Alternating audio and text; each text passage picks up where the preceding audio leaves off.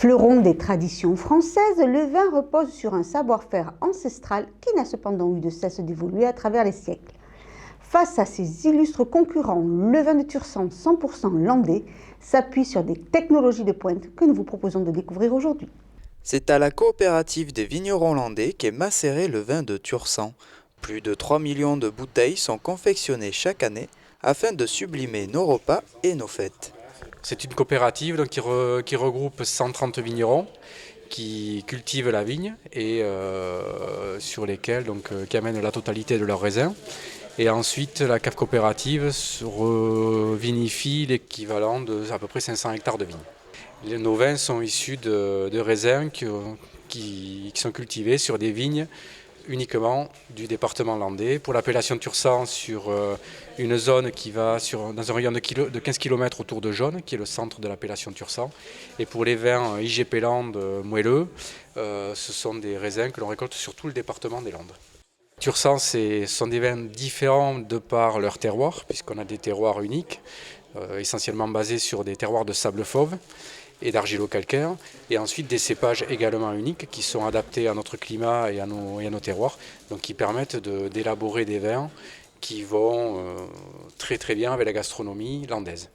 Une entreprise qui est à la pointe de la technologie puisqu'elle utilise un satellite pour pouvoir cartographier leurs parcelles de vignes dans le but d'améliorer la qualité de leurs cépages. En fait, on va faire des images dans le proche infrarouge pour avoir une idée la plus rigoureuse possible de la vigueur de chacune des parcelles. Cette image, elle est prise début août.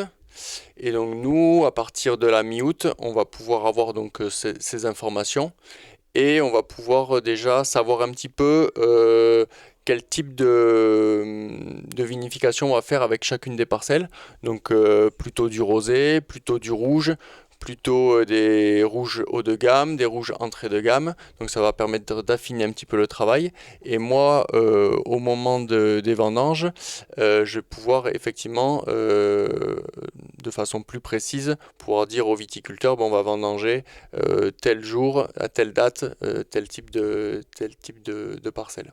Donc en termes de sélection de parcelles et type de vinification qu'on va faire derrière, on ne va pas travailler pareil cette récolte-là que celle qu'on va avoir ici. On peut voir par exemple ici, sur cet îlot-là, on voit par exemple que le haut de la parcelle ici est très peu vigoureux, alors qu'on a le bas qui est un petit peu plus vigoureux. Donc là, en termes de fertilisation, on va essayer d'accentuer un petit peu la fertilisation sur le haut de la parcelle et de limiter la fertilisation sur le bas. Et au niveau de la taille, on va réduire le nombre de bourgeons qu'on va laisser à la taille sur le haut pour ne pas trop faire souffrir la vigne. Et par contre, on va pouvoir faire une taille un petit peu plus longue sur le bas. Et ça va nous permettre, à terme, dans quelques années, de pouvoir rééquilibrer en fait cette parcelle et la rendre un petit peu plus homogène. Et ça va nous permettre d'améliorer notre sélection parcellaire au moment des vendanges et d'adapter au mieux le type de vinification qu'on va faire avec chacune de ces parcelles. Donc c'est un outil supplémentaire des autres types d'outils qu'on peut avoir à la cave déjà, mais c'est un outil supplémentaire et complémentaire pour améliorer la qualité de notre récolte. 500 hectares de vignes sont alors examinés pour avoir au fil des années du vin de qualité 100% landais.